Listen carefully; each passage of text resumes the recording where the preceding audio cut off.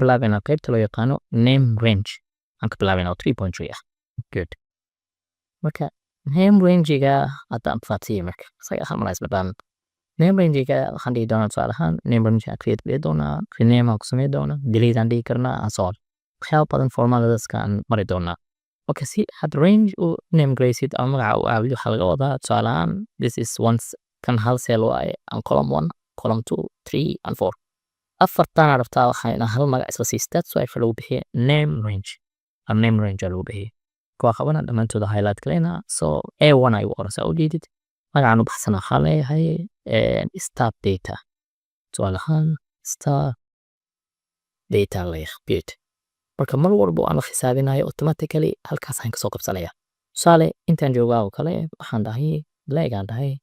waxaan dhahay staff data si automatically inta la daan waxa ujeedin tirooyinkii oo dhan ay halkan lagu soo koobiyay wow that's great aad bay fiican meesha waxaad fahmi kartaa in datada name range-ga oo dhan dhamaantood inaan hal mar soo qaatay oo laysoo kareeyay oo aan halkan laysoo dhigay oo waxaan rabaa ka bedeli karo tusaale ahaan inta waxaan dhigi karaa marketing si marketing ku qoran marka fiiri uu raadinaya wuxuu leeyahay marketing meesha kuma jiro wax qaldan jiro okay control Z leeyahay si wuxuu ka bedeli karo because of name range-ga inta uu raacsan yahay marka soo tirooyinkan ayaan kasoo koobiyay aan wax ka soo qaadan that's why inta waxba ma dhaafi karo okay name range-ga wuxuu leeyahay meel laga maamuli karo okay so halkaan aan imaaday waxa ujeeday inta wax ku qoran name range marba kaas waxaan rabaa inaan ku soo waxa loo yaqaan create from selection oo kale halkaan ku dhufanay marka fiiri meesha waxaan daabanayna tusaale ahaan top row oo kale marka top row oo kale which means waxa waaye kuwan magacyadooda igu sameey marka okay hadaan dhaho tusaale waxaan sameyn doonaa name designation salary departments each one si gooni u doonaa tusaale ahaan inta waxa ujeedin department waa kana waa ku jira okay maxaa kaloo ognahay inuu ku jiro salary waa ku jira staff data key kale aan sameeyo waa iska designation waa kana ujeedin oo ku jira name magaca adiga hayna waa ku jira marka fiiri instead of ina inta highlight phrase inta aad ku qortid kan waxa waaye waa shortcut marka laakiin long process waxa waaye in aad formula inta imaatid inta highlight geliso dhamaantooda formula imaatid oo aad kadib daadi create from selection inaad dhahayd then aad wax ka badashid waa sameyn kartaa wow that's great marka waxaa leenahay tusaale ahaan haddii aad u baahatid in aad editing ku samaysid ama aad delete garaysid ama wax lamid darabta inaad samaysid waxa waaye isagii ku highlight garaysan ayaa imaanaysaa name manager meeshay ku qoran tahay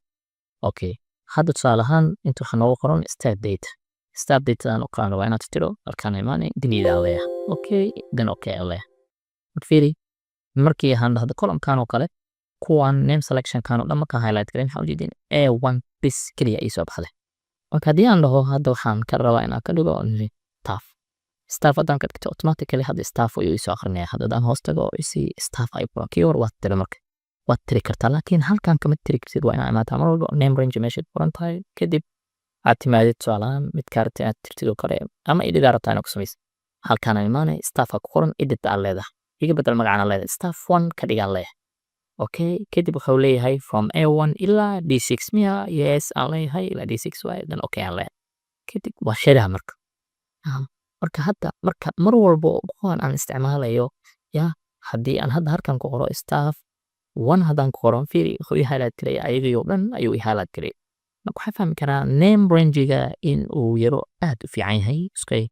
nidaam ahaan uu fiican yahay in la isticmaalo tusaale ahaan sum aan lahay kadib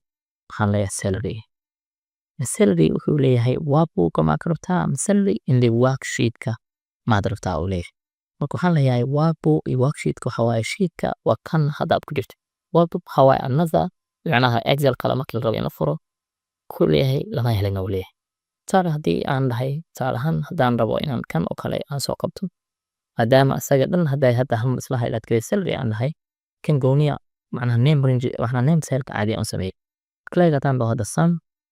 sum haddaan dhaho salary aan qoro meesha daa way u adkeynayeen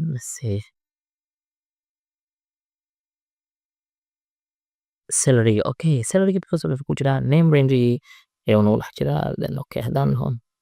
wuxuu leeyahay module 3 then salary soo qaada then okay okay so meel kaloo naga aaday then that's fine